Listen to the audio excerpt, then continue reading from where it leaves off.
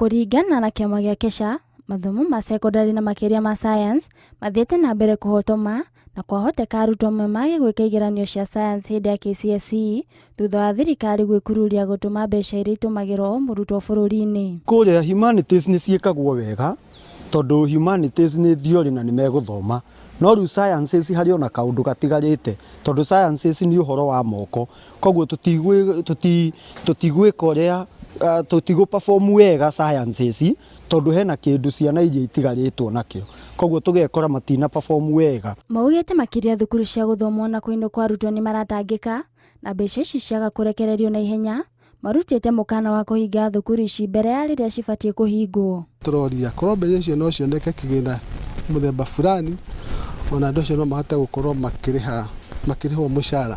Ningĩ tũgakiuga atĩrĩrĩ, korwo mbeca icio cirocigake no cicokio mwena wa tuition, at least no cihote gũteithĩrĩria kũrĩha mĩcara, tondũ nĩ ũru mũno kũngĩkorwo nĩ ũratuĩka wake kĩrathi na andũ nĩ ahũtu matirĩ na mĩcara.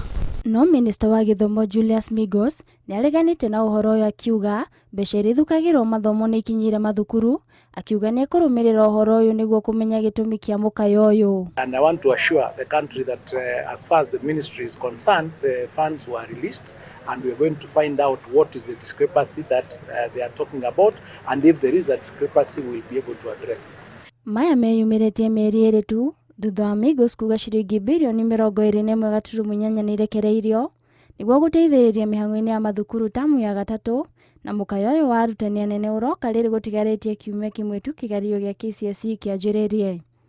Ngĩribotera Inooro TV, njĩtagwo Nduta wa Buthia.